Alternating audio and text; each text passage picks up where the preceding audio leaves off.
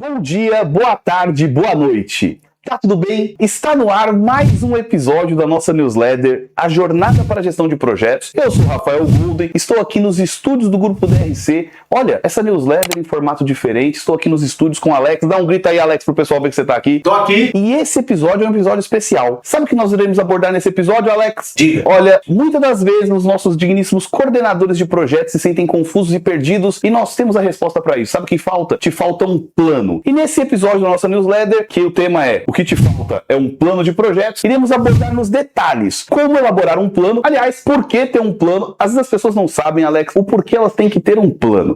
Então, Alex não tem um plano, o Alex é perdido. E nesse episódio eu irei te ajudar, coordenador de projetos, gestor de projetos, até você mesmo, analista de projetos, a como elaborar um plano de projetos e até melhor, o porquê ter um plano de projeto. Então, simbora pro episódio. Mas antes de qualquer coisa, é bom sempre deixar claro, nós temos patrocinador e o patrocinador desse episódio é a nossa digníssima Make Drive com o seu sistema para gerenciamento e coordenação de CDS, o Make Pro. O Alex vai colocar aqui na tela para vocês vídeos de demonstração de como o Make Pro funciona. O Make Pro tem cronograma, Alex? Tem. Tem gerenciador de documentos? Tem. Visualizador 3D? Também tem. Controle de documentos? Tem também. Ajuda no plano de projetos? Ajuda muito. E tudo isso dentro da metodologia da norma 19.650? Exatamente. E, além disso, o Make Pro é o único CDE que é totalmente aderente, Alex, a esse novo guia de coordenação feito pelo BIM Forum. Então, se você quer ficar imerso na coordenação adequada de projetos e aproveitar as dicas que eu vou dar aqui nesse episódio, assine, entre em contato com a nossa equipe da Make Drive. Vai aparecer aqui o William e o Gabriel dando um joinha para você, porque eles irão te atender adequadamente para transformar a sua coordenação de projeto. É isso aí. Então, bora lá começar pro episódio, hein? Primeiramente, olha só, eu tenho uma lousa aqui do lado. Eu não sei o que o Alex espera que eu faça com uma lousa para demonstrar. Nem é uma das minhas maiores habilidades. Aliás, eu nem sei se eu tenho uma habilidade para utilizar essa lousa, mas ela está aqui, caso eu precise desenhar algum cubo. Aliás, faltaram as minhas canetas. Canetas na minha mão, agora estou preparado para utilizar essa lousa, mas não, eu não irei começar com a lousa. Talvez o Alex comprou essa lousa desnecessariamente, Alex. Faz parte. Alex, coloque na tela para o pessoal o nosso primeiro slide. Olha só, hein, temos slides. Estamos com ele na tela. Bom, quando nós pensamos no nosso universo de gerenciamento e coordenação de projetos, aliás, irei fazer uma newsletter só para explicar sobre a diferença desses temas. Está bem descrito também no nosso guia do BIM Forum de coordenação de projetos com a metodologia BIM. Bom, nesse slide você pode perceber que nós temos aí a identificação de um ciclo do processo construtivo, que ele começa com o briefing, os estudos preliminares. Lógico, eu tô falando que ele começa partindo do pressuposto de um início específico. Então você tem o escopo, você tem a análise de viabilidade desse empreendimento, você vai ter o detalhamento dessas análises de viabilidade, desses estudos preliminares nos seus projetos executivos, vai fazer a análise de sustentabilidade, de desempenho desse projeto, vai documentar esse projeto, extrair os modelos de informação, você vai estruturar, vai estudar quais camadas você pode industrializar, vai fazer os planejamentos, a visão de prazo, de tempo e do custo atrelado a esse tempo, vai ver a logística para a produção desse edifício,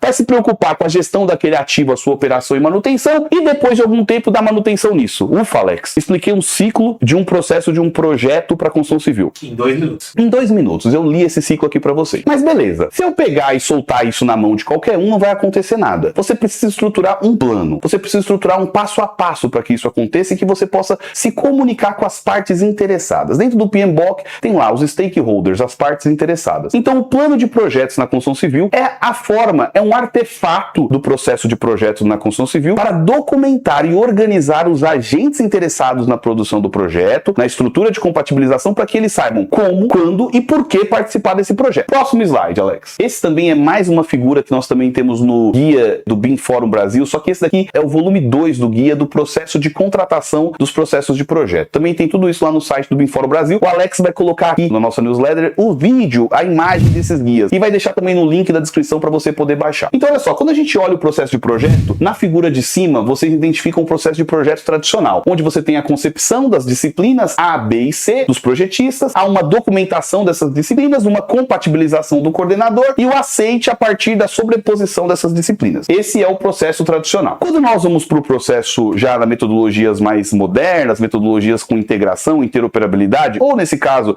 com o método BIM atrelado a essa metodologia, você tem diversos modelos de diversos projetistas. Por exemplo, nós temos estrutura, arquitetura, elétrica, hidráulica. Esses modelos desses diversos projetistas são combinados dentro de um modelo compartilhado, ou como nós dizemos, federado, onde a coordenação pode fazer os seus checklists, os seus cheques de validação. A partir desse cheque de validação é que você vai ter a possibilidade de transformar aqueles modelos nas documentações finais para a produção do ativo, ou, numa linguagem mais comum, a produção da obra. Beleza, isso parece fácil, isso parece comum, mas isso é no papo, né? Organizar essas disciplinas, seja no modelo tradicional, ou seja, no modelo mais, digamos assim, mais moderno, um viés mais interoperável dentro do método BIM, exige que você pense em um plano. As pessoas, às vezes, Alex, ignoram essa parte de fazer um plano. Na verdade, a maior parte das pessoas estão apagando o incêndio. Elas chegam, estão desesperadas, precisam organizar o projeto, aí pegam lá, contratam o projetista A, contratam o projetista B. Muitas das vezes nem tem uma ordem certa para contratar esses projetistas. Aliás, Alex, você acha que precisa ter uma ordem para contratar os projetistas? Precisa, acho que precisa. Olha só, o Alex, que nunca nem entrou numa faculdade de engenharia e arquitetura, pressupõe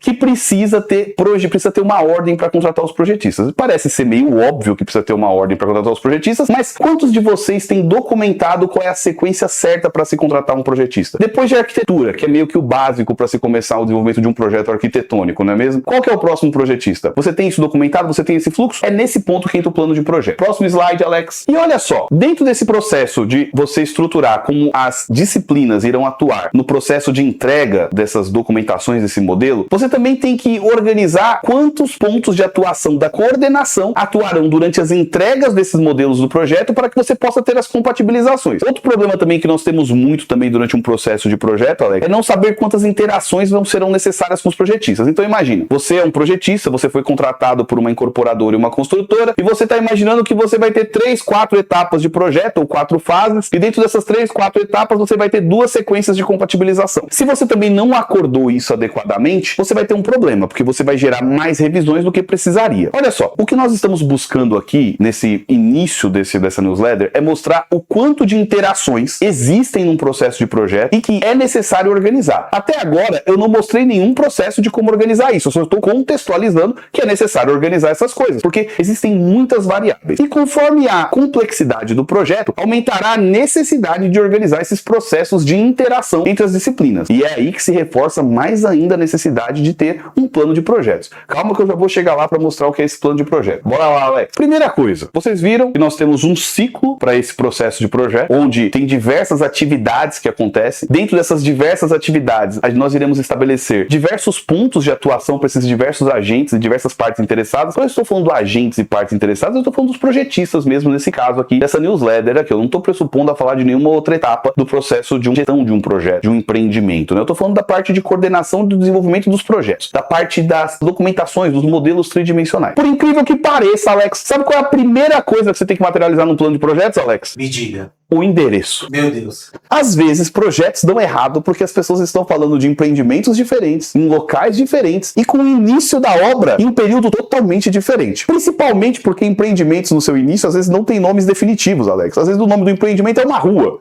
Por exemplo, aqui, vamos supor, empreendimento Américo Vespucci. Nem vou falar porque eu dei esse nome. Imagina que esse empreendimento, ele é um dos do que tem na rua. E você é um projetista que pode ter vários empreendimentos nesse local. Então, caracterizar adequadamente o local desse plano de onde esse empreendimento irá acontecer, apesar de ser meio besta, é um ponto inicial de um bom plano de projetos. Perfeito, Alex? Outros detalhes também que tem que ter ali, digamos, no início desse plano de projetos, nessa parte desse plano de projeto, é trazer qual é o objetivo que você tem com esse plano de projetos. Um dos pontos importantes também de se estabelecer um plano de projetos é trazer claramente o porquê você fez um plano de projetos. Quais são as informações que você espera, quais são os dados e onde eles devem estar disponíveis, explicar que ele está aqui para especificar adequadamente quais são os papéis e as responsabilidades de cada um dos agentes que estão participando desse projeto e também garantir o seguinte: esse projeto é no metodologia BIM ou ele é no processo CAD? Às vezes você não deixa isso claro desde o início, apesar de que isso também deveria estar numa camada até pré-contratual, mas o plano de projetos está aqui para reforçar aquilo que você adequou nos processos de contratação. Aliás, tem muitas camadas também que os próprios projetistas mudam as equipes durante o desenvolvimento do projeto. Então existe uma equipe, por exemplo, em arquitetura para o anteprojeto, existe uma outra equipe que vai fazer os projetos executivos e a materialização disso no plano de projetos da coordenação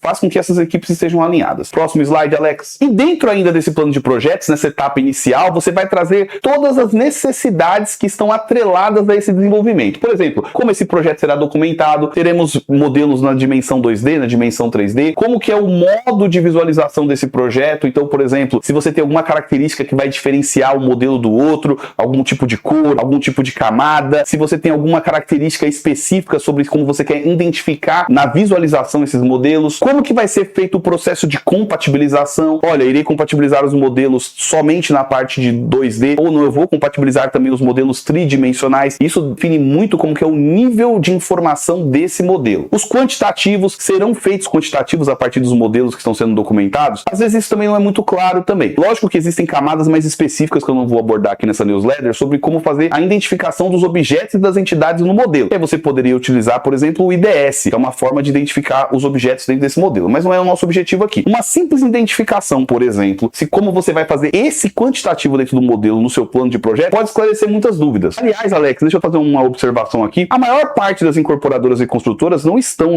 no nível de maturidade que se possa fazer extração de quantitativos e orçamentos dos seus modelos BIM. E muitas das vezes você pega planos de projetos que estão identificando que eles querem fazer quantitativos com modelos BIM, mas a área de orçamentos e custos não vai utilizar, a área de obras também não está utilizando isso daí. Então, para que você está colocando no seu plano de projetos que você vai extrair quantitativos com o seu modelo? Baby steps, first steps. Ou first steps, baby steps. Então, comece devagar, um passo de cada vez que você chega lá, jovem gafanhoto. Próximo slide, Alex. Bom, outro aspecto que tem que ser trazido para dentro do processo do plano de projeto, aliás, para dentro do modelo do plano de projeto, que também eu estou me aproveitando aqui do novo guia do BIM4. Alex vai subir na tela aqui de novo esse novo guia. Leia quem não leu. É um passo a passo de como coordenar adequadamente o seu projeto, desde a camada, entendendo até a camada de gestão, de gerenciamento, a parte de coordenação, a parte de produção do projeto. É um guia excelente. Outra parte que o plano de projetos ele tem que se adaptar à particularidade de cada de cada coordenação, de cada incorporadora, de cada construtora, é a respeito do modelo e do arranjo para o gerenciamento e coordenação do projeto. Por exemplo, Alex, existem incorporadoras que terceirizam o gerenciamento, existem incorporadoras que o gerenciamento, a gestão e a coordenação é feito de forma interna, existem incorporadoras em que a parte da coordenação do projeto fica com a construtora, existem diversos tipos de arranjos que possibilitam que você, possibilitam não, né? Que faz com que você tenha que adaptar o seu plano de projetos para a realidade do seu negócio. Aliás, isso é muito importante porque muitas das vezes não é passada a devida responsabilidade para o agente que vai ou contratar o projetista ou para o agente que vai coordenar as entregas daquele projetista. E o plano de projetos está aí para isso. E para essa adequação de como é o modo de gerenciamento e as formas desse arranjo, você pode utilizar de um simples atributo, como uma tabela. Passa aí, Alex, para a gente mostrar para o pessoal. Então, por exemplo, o que você percebe aqui é que você tem que declarar para aqueles que estão participando do projeto as respectivas responsabilidades. Por exemplo, você tem um departamento interno que vai coordenar a fase de anteprojeto, um departamento de produto, ou a parte de projetos executivos, você tem um departamento. Quem são essas pessoas que vão participar? Quais são as responsabilidades dela? Ela irá coordenar? Ela irá compatibilizar? Beleza. Você tem que identificar quem são os projetistas externos, aqueles participantes externos que produzirão as informações desse projeto. Então, uma lista básica, por exemplo, ali, ó. Quem é que vai fazer a coordenação? Se caso tem uma coordenação BIM externa, por exemplo. Quem é o projetista de arquitetura? Quem é o projetista de estrutura de concreto? De alvenaria estrutural? Quem vai produzir os projetos de sistemas prediais, hidrossanitário, elétrica, telecom, segurança e automação? Então, a identificação desses agentes envolvidos dentro do processo de produção do projeto é o que traz a clareza sobre as responsabilidades e os papéis de cada um. Próximo slide, Alex. Olha só, nesse novo slide que o Alex colocou pra gente aqui na tela, nós temos um dos outros aspectos importantes do nosso plano de projeto, que é traduzir para as partes interessadas como que os requisitos de informação são traduzidos nessa incorporadora ou nessa construtora, por exemplo, ou até mesmo pela coordenação dos projetos. Lembrando que requisito de informação no nosso método BIM, ou até em qualquer outro método, mas nessa tradução que o BIM traz pra gente, pela 19.650, são as camadas de informação e como elas são interpretadas pelo gestor do projeto. Então, por exemplo, nós temos requisitos que são destinados para a gestão do negócio, que são os OIRs, ou requisitos de informação da organização. Então, por exemplo, nesse caso, nesse exemplo específico que nós trazemos do guia do BIM4, a organização necessita de dados sobre transmitância térmica e fator solar dos sistemas de envoltória para monitorar. Nossa, que péssimo isso. Para um pouquinho. Péssimo, péssimo, péssimo. Peraí, deixa eu pensar de uma outra forma pra abordar. Meu, eu tava pensando, como que põe um exemplo desse num guia, mano? Nada. Tá no guia? Está no guia. Agora que eu pensei, mano, as pessoas não têm dificuldade de ter um plano de projeto. Você imagina colocar isso daí. Você pode colocar até um corte meu falando um negócio desse aqui. Vou fazer um negócio preto. Tal, não sei o que. Meu, como que pôr um negócio desse assim? É difícil. A gente vai explicar, tem que parar pra pensar se tá fazendo muito. Imagina a pessoa que tá vendo. Mas enfim, vou voltar aqui. Alex, vai lá, chama de novo. 3, 2, 1, gravando. Nesse novo slide que o Alex colocou aqui na tela pra gente, temos um outro objetivo importante no nosso plano de projeto, que é traduzir para as partes interessadas como que os requisitos de informação saem das camadas mais estratégicas dessa empresa, dessa incorporadora, dessa construtora, e chega até os projetistas, até a obra e até mesmo a quem vai administrar esse ativo depois que ele for entregue. Tá bom, jovem gafanhoto, eu vou traduzir para você de forma simplificada o que são esses requisitos de informação. Alex, por favor, ande na tela e vá até a parte final aqui, onde eu tenho uma tabela, eu dei uma traduzida, isso daqui tá no guia do BIM Fórum, mas eu também fiz uma tradução minha, do Rafael Golden, para simplificar para você, jovem gafanhoto, o que são esses requisitos de informação. Deixa eu sobe um pouquinho mais. Ótimo, Alex. O pessoal tá vendo isso aí na tela? Tá legal? Quando a gente fala de requisitos de informação pro processo de desenvolvimento do projeto, a gente tem que entender que os requisitos de informação, eles têm camada. Vamos pensar em um sistema de vedações de um projeto. Sistema de vedações, quando eu falo, é alvenaria, drywall, coisa do tipo. Quando a gente pensa no sistema de vedação e a gente pensa num requisito de informação desta organização, esse requisito de informação, ele vai traduzir quais tipos de vedação essa organização quer. Tem empresa, Alex, que trabalha só com bloco cerâmico, tem empresa que trabalha só com bloco de concreto, tem empresa que trabalha só com drywall, tem empresa que é drywall e bloco de concreto. Então isso faz parte dos requisitos de informação da organização e como ela quer desenvolver os seus projetos em torno desses requisitos. Bom, aí nós temos os requisitos de informação do projeto, ou como diz na norma, o PIR, o PIR. Esses requisitos de informação do projeto, eles traduzem mediante aqueles requisitos de informação da organização, quais tipos de bloco podem ser aplicados nessa incorporadora e construtora, quais de fato foram aplicados naquele projeto. Então, para aquele projeto específico, Alex, é bloco de concreto, porque a incorporadora e a construtora permite bloco de concreto, e para esse empreendimento foi aplicado o bloco de concreto. Logo em seguida, nós temos o requisito de informação do ativo, que são como nós traduzimos esse requisito de informação da organização, e ele delimita como aquele ativo vai ter que ser operado, manutenido e também gerido por quem for viver nele. Então, por exemplo, Alex, eu te vendi uma casa, e nessa casa, eu como construtora de casas, eu só permito que seja feita paredes em drywall, ok? Então, para o meu projetista de vedações de arquitetura, eu briefei que para aquele projeto tem que ter paredes de drywall. Para o manual do proprietário, e como o Alex vai viver a vida dele, vai pendurar a televisão, vai pendurar o PlayStation dele, vai colocar o cabide dele dessas camisetas horrorosas que ele usa, ele tem que saber que aquela parede é do que, Alex? De drywall. Excelente. Então, para isso que servem os requisitos de informação do ativo. Nós temos ali também o EIR, que do nosso digníssimo inglês, Alex, olha só, hein? Exchange Information Requirements. Inglês em dia. Inglês em dia. Isso daí significa como eu vou fazer as trocas de informação entre os diversos parceiros do projeto, os projetistas, para desenvolver essa informação e ela chegar no momento adequado para quem vai produzir essa obra. Gravem bem esse EIR, o Exchange Information Requirement, que é em torno dele que o plano de projetos brilha, ok? Explicarei mais para frente. O PIM, ou PIM, Project Information Modeling, são os modelos de informação do projeto. Ou seja, Alex, no EIR eu defini como eu posso produzir os meus projetos na minha incorporadora e na construtora. No PIR eu traduzi para aquele projeto o que eu vou aplicar daqueles materiais, daquele sistema, daqueles requisitos de desempenho. No EIR eu interliguei e interoperei essas informações entre meus projetistas. No Project Information Modeling são as informações e os modelos de projeto em si, as documentações, as plantas, os modelos 3D, os relatórios, beleza? 1, 2, 3. PIM. Meu Deus. Ai, meu Deus do céu. Por favor, continue, Rafael. Bom, Desculpa. e a última camada que nós temos que nos preocupar no plano de projeto é o AIM, o Asset Information Modeling, ou seja, são os modelos de informação do ativo. Vocês se lembram que eu falei que o Alex, esse morador dessa casa que eu estou entregando na metodologia BIM, ele tem que saber como ele vai organizar pendurar suas televisões, seus videogames e seus quadros? É no Asset Information Modeling ou no AIM que eu vou passar para o Alex essas documentações estruturadas, beleza? Então, no plano de projetos, de certa forma, eu tenho que conseguir explicar para as partes interessadas, para os projetistas, para os coordenadores, para quem vai compatibilizar, como eles têm que se organizar dentro desse projeto para colher essas informações. Segue o jogo aí, Alex. Vamos pro próximo slide. Perfeito. Nesse próximo slide, o que vocês vão perceber é o seguinte. Aqui tem muito texto, um objetivo não é vocês conseguirem ler aqui, não. Depois a gente pode ter até uma... Aliás, se vocês quiserem saber mais informações, Alex, sobre como estruturar esses fluxos de projeto, como traduzir esses requisitos de informação, recomendo que vocês assinem a nossa digníssima jornada Jornada para Gestão de Projetos,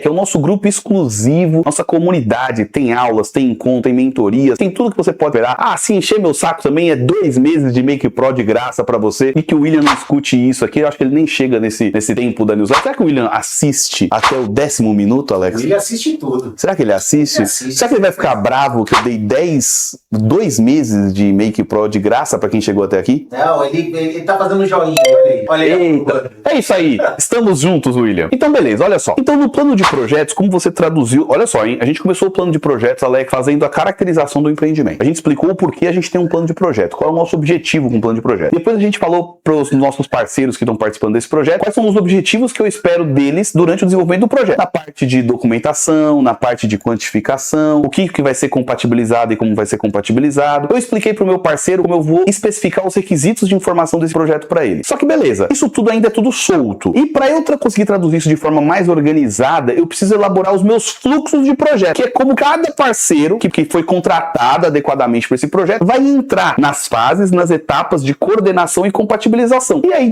dentro do seu plano de projeto, você tem que traduzir ou de forma textual, ou como eu prefiro, através de fluxos de projeto. Aliás, Alex, deixa aqui um vídeo pra galera do tutorial de como montar fluxos de projeto com Make Pro pacotes de entrega. Ele é um sisteminha para desenhar fluxos de projeto específico para essa parte do processo do plano de projeto. É interessante você assistir aquele tutorial e se adequar a esse tipo de linguagem, perfeito? Dentro do plano de projetos, se eu estou falando também sobre requisitos de informação, lembra que eu falei que você tem que traduzir para os agentes como eles vão receber essa informação e trabalhar com essa informação dentro do plano de projeto? E para isso existem diversas metodologias. Você pode utilizar metodologias mais computacionais, como o IDS, você pode fazer escopos de entrega, isso mesmo, documentações detalhando o que ele tem que entregar em cada fase, como ele tem que entregar. Você pode dividir o que nós chamamos de LOIN, Level of Information Needed, ou nível de informação necessário para cada entrega. Eu particularmente gosto de dividir em 3 níveis: um pacote essencial, um pacote complementar e um pacote pós-revisão. São aqueles pacotes de entrega de projeto após a etapa de compatibilização da coordenação. Então você precisa traduzir isso para o seu parceiro dentro do seu plano de projeto. E também especificar onde ele encontra e onde ele colhe essas diretrizes de projeto que foram determinadas pela própria organização. Por exemplo, nós gostamos de fazer as diretrizes de projeto como tópicos de compatibilização dentro do Monday.com com a Make Pro. Então a gente faz todo o detalhamento de todos os tópicos de compatibilização por disciplinas,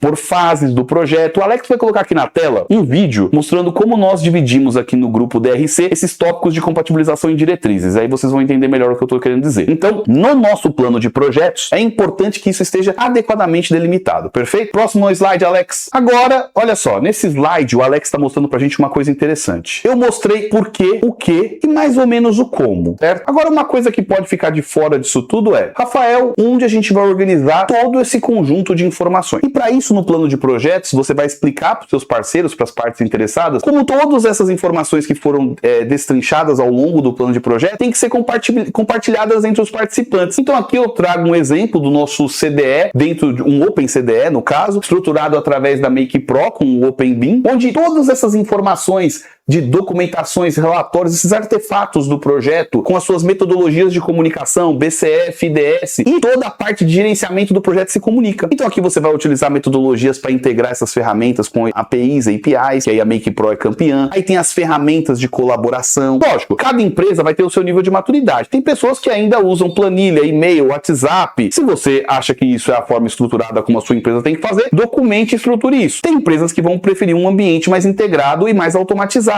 com interoperabilidade, ou seja, garantia de integração entre as partes independente dos softwares que cada um faça. Então, você trabalha no Revit, mas você exporta o IFC na versão correta. Trabalha no IFC, você faz os seus comentários em BCF, você fornece o IDS, ou seja, um ambiente totalmente em comum e também compartilhado entre as partes. E para isso, você vai ter que estruturar um ambiente comum de dados, o nosso bom e velho CDE. No plano de projetos, você não vai detalhar o CDE, mas você vai explicar qual CDE você utiliza, quais ferramentas de comparação e de checagem do modelo você vai exigir as informações dos projetistas. Você também vai informar onde que é que as informações dos modelos dos projetos, os PIN, terão que ser entregues, os nossos digníssimos GEDs. No Make Pro tem GED, Alex? Tem. Então é isso aí. Próximo slide, Alex. Olha só, uma coisa importante também que nós temos que ter no nosso CDE, além desses aspectos das entregas dos arquivos, agora começa a chegar no ponto delicado, Alex. Agora é aquele momento que o projeto começa a ganhar forma. A gente falou, tudo até agora foi informação, Alex, concorda? Sim. A gente não falou de nada de materialização dos modelos do projeto, perfeito? Então, Conforme a gente vai chegando mais próximo do horizonte de como esse projeto tem que tomar forma, o plano de projeto ele tem que ficar mais específico. Perceba que ele é bem genérico no início, ele vai ficando mais específico, cada vez ele vai chegando mais próximo do plano de projetos adequado. Então, para alegria do Alex, eu agora vou usar a lousa, Alex. É um momento de muito risco, então vamos à lousa. Eu nem sei como eu vou fazer para fazer isso funcionar, mas de acordo com o Alex, isso é a novidade do momento, pessoas que fazem vídeo no YouTube e usam lousa. Então eu tô aqui usando lousa pro Alex ficar feliz. Um dos objetivos... É uma coisa, pegar dessas cores mesmo? Então, beleza. É o branco e o amarelo.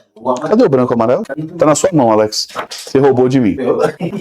Erro de edição, o Alex roubou minhas canetas adequadas para fazer a lousa, então eu tô voltando aqui. Um dos meus desafios aqui agora para mostrar para vocês a importância do plano de projetos, eu vou fazer com alguns objetos geométricos para vocês entenderem. Então, até agora foi tudo informação, caracterização, requisitos, processos, responsabilidades, a parte de responsabilização de cada uma das partes, como cada um entra no jogo, onde estarão os fluxos de projeto, qual é o ambiente que cada um vai produzir. Só que o plano de projetos ele também tem que estabelecer as regras iniciais do jogo. E como a gente está falando de coordenação de projeto e compatibilização de projeto, as regras iniciais do jogo referem-se a posição dos modelos, sejam eles os modelos bidimensionais ou os modelos tridimensionais. E aí é o bom e velho onde a gente vai locar esse projeto, cara pálida. Então olha só, o que era muito comum no mundo antes do plano de projetos? Para aqueles que utilizavam, nem sei se a maioria utilizava o XREF no AutoCAD, mas meio que isso não importa. O que era comum, Alex? Você tem o projetista A, ok, Alex? Ok. Ok? Ok. O projetista A, ele começa alocando... Isso em documentação, Alex. Isso aqui é 2D, tá? Vocês não perceberam, isso daqui é um 2D, Alex. É um quadrado, 2 dimensões, ok? Sim, ok. Quadrado, Alex. Quadrado. Perfeito? Graças a Deus. É isso aí. O projetista A, Alex, ele começou o projeto dele. Beleza, tal, não sei o quê. O coordenador do projeto não estabeleceu nenhum ponto de coordenadas, Alex. Quando a gente fala coordenadas, Alex, é que lugar no mundo essa planta do projetista A está alocada. Então ele chega aqui, ele posiciona aqui, Alex. Ó ele posicionando aqui, ó. Vamos colocar aqui, esse triangulinho aqui, ele significa o posicionamento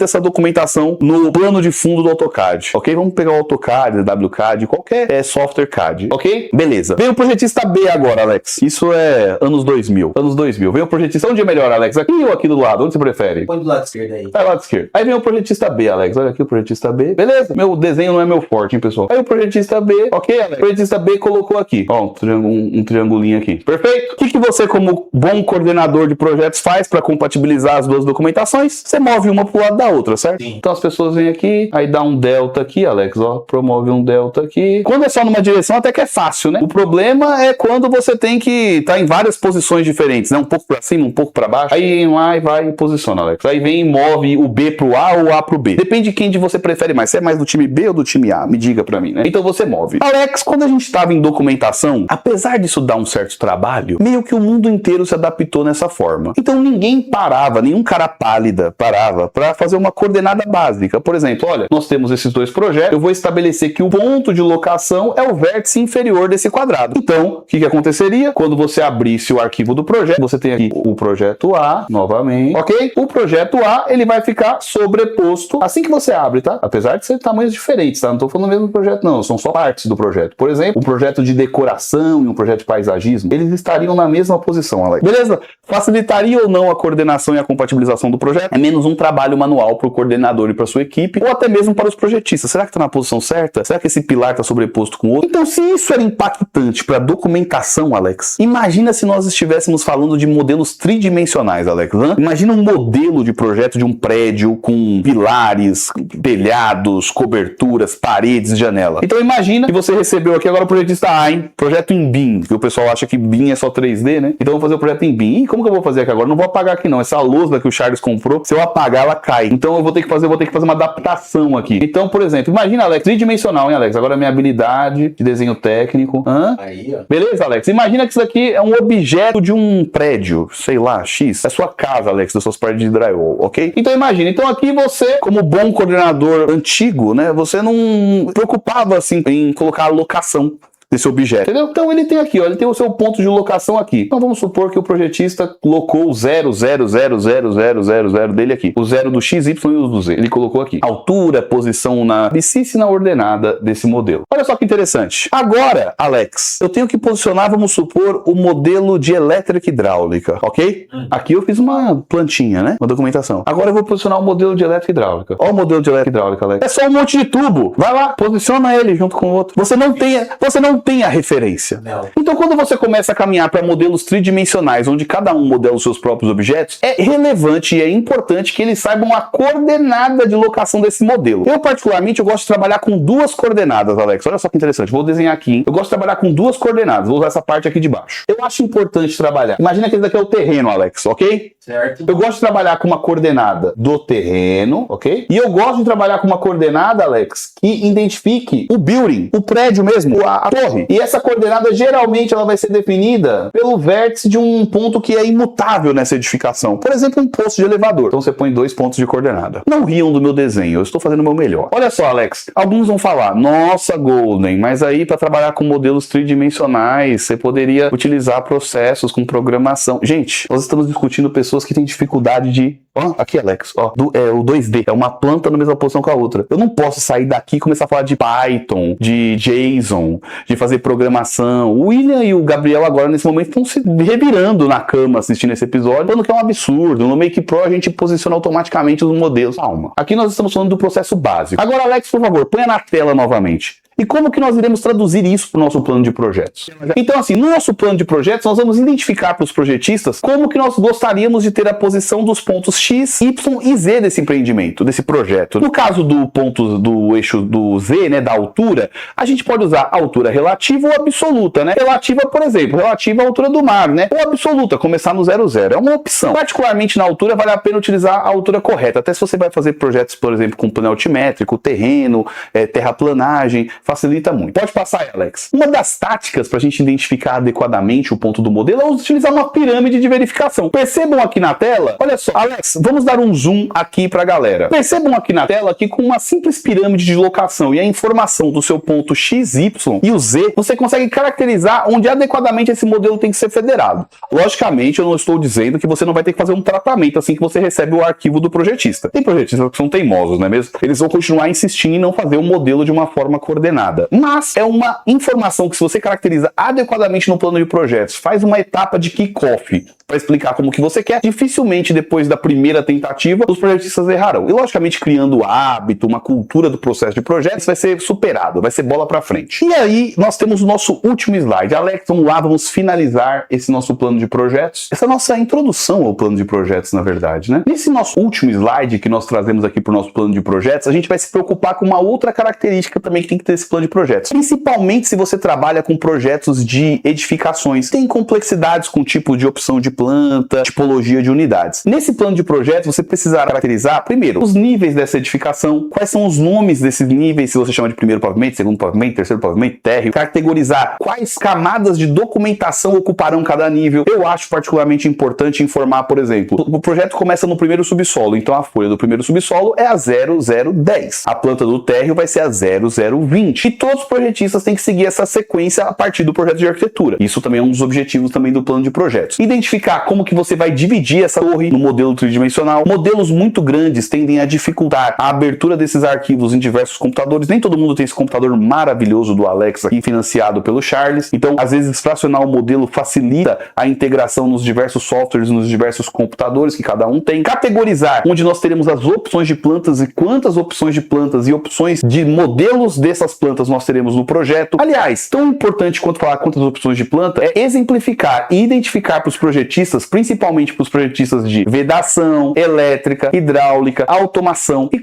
logicamente, arquitetura, onde essas opções serão modeladas. Porque se ele não sabe onde a arquitetura modelou a opção de planta com sala ampliada, como o projetista de elétrica e hidráulica vai dimensionar e modelar essa opção de planta com sala ampliada? Ele vai ficar tendo que identificar num projeto de 20 pavimentos qual foi o apartamento que o projetista de arquitetura escolheu, né? Seria muito complicado. Então, o plano de projetos, ele também tem na sua camada mais baixa, digamos assim, a identificação das características do processo da incorporação desse projeto, desse empreendimento. Quantas opções de planta, onde vai ser modelado essas opções, tem apartamentos adaptáveis, adaptados, tem apartamentos personalizados. Então, o plano de projetos também tem essa característica também. E é isso. Olha só, Alex, logicamente, essa nossa newsletter aqui foi um apanhado geral do plano de projetos. Muitos aspectos eu traduzi aqui, eu trouxe para vocês. Põe aqui na tela, talvez mais próximo agora. Era isso que eu queria mostrar para vocês a respeito de plano de projetos. Alex, lógico, a gente mostrou aqui de uma forma mais rápida, eu trouxe o contexto. Eu tentei mostrar aqui para vocês que a quantidade de aspectos que dentro de um plano de projetos você tem que abordar para caracterizar adequadamente adequadamente para os projetistas, para quem vai compatibilizar, e até mais para as partes interessadas dentro da sua empresa ou no seu próprio escritório, que tem relevância para esse plano de projeto. Aliás, uma curiosidade, dentro da DRC Pro se faz plano de projetos para todo projeto fechado, independente que a DRC Pro é uma empresa de projetos de sistemas prediais. Se cria um plano de projetos para aquele projeto com viés de uma empresa de sistemas prediais. Sim, você é uma empresa de projetos de elétrica e hidráulica, você tem o seu próprio plano de projetos para aquele empreendimento. Eu, particularmente, Alex, defendo que todo mundo tem que fazer seu plano de projeto, como todo projetista também tem que ter seu GED. Então, fechou um projeto, fechou um empreendimento, vai começar a desenvolver, seja um projeto de pavimentação, crie o plano de projetos, porque nele você vai caracterizar, tanto para a sua equipe interna, quanto para o seu parceiro, aquilo que você espera. E muitas das vezes, a própria DRC Pro, por fazer seus próprios planos de projeto, auxilia os nossos clientes a executarem adequadamente o seu projeto. Então, o plano de projetos, ele tem uma importância de ajudar a identificar quais são as responsabilidades, como que é aquele empreendimento, para que aquele empreendimento vai ser coordenado especificamente para essa coordenação, para esse gerenciamento, e também trazer as informações específicas daquele projeto. Você viu ponto de localização, aspectos sobre unidades, opções de planta, também sobre coordenadas e localização daquele modelo. E lógico, isso é o pontapé inicial do plano de projeto. Ele pode ser refinado, ele pode ser integrado a uma plataforma tecnológica. Por exemplo, a equipe da Make Pro tem o seu plano de projetos de forma digital. É uma opção também. O meu objetivo aqui foi te desmistificar, trazer um pouco mais para a realidade como você pode elaborar esse plano de projeto. Se vocês prestarem atenção, o que eu mostrei aqui agora, o plano de projetos estava em documentação de Word, Alex. Então, o plano de projeto pode ser no Word, pode ser sim. Então, esse foi o nosso episódio dessa nossa newsletter, um formato um pouco diferente, e nos vemos no próximo episódio. Se inscreva no nosso canal, dá joinha, dá um like, e quer aprender mais sobre plano de projetos, fluxo de projetos, fazer cronograma, utilizar ferramentas de tudo quanto é tipo, a jornada para gestão de projetos, tá bom? Se inscreva no link aqui de baixo e acesse a nossa comunidade. Nos vemos no próximo episódio.